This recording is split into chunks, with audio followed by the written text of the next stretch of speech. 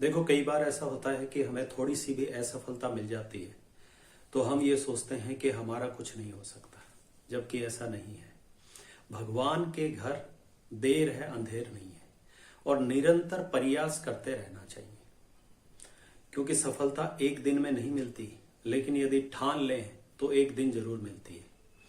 और ईश्वर पे भरोसा रखना चाहिए। ईश्वर पे भरोसा क्यों? क्योंकि आपको मालूम है कि आपके पैदा होने से पहले भगवान ने आपके लिए दूध की व्यवस्था की थी। और याद है, जब तक बच्चा गर्भ में रहता है 9 महीने तक, उसकी मम्मी के तब तक दूध नहीं आता। वो यदि वो दूध किसी दूसरे बच्चे को पिलाना चाहे तो उपलब्ध नहीं होता है। लेकिन जैसे ही बच्चा इस दुनिया में आता है, उसकी मम्मी के दूध उपलब्ध हो जाता है। तो आप सोचो, जिस परवरदिगार ने आपके आने से पहले आपके लिए इतनी व्यवस्था कर रखी है, तो उन्होंने क्या आपने आपके जीवन के बारे में व्यवस्था नहीं कर रखी है? सब व्यवस्था कर रखी है। लेकिन हमें उस पर भरोसा तो रखना है और निरंतर प्रयास करते रहना है। देखो, जीवन को यदि मिसाल बनाना है तो कुछ अद्भुत तो करना पड़ेगा, तपीस से तो गुजरना पड़ेगा।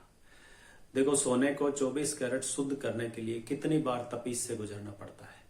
तो यूं समझ लो कि ये हमारे जीवन में जो उतार चढ़ाव है, ये एक तरह से वही आपकी अग्नि परीक्षा चल रही है।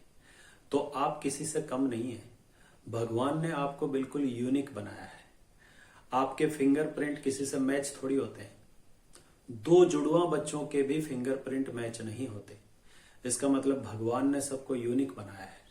यदि हम किसी दूसरे के जैसा बनना चाहते हैं तो यूं समझ लो कि ये भगवान की उस अनुकृति का, उस अद्भुत रचना का अपमान है, क्योंकि उन्होंने आपको सबसे अलग बनाया है। तो अपनी अलग आइडेंटिटी आपको बनानी है।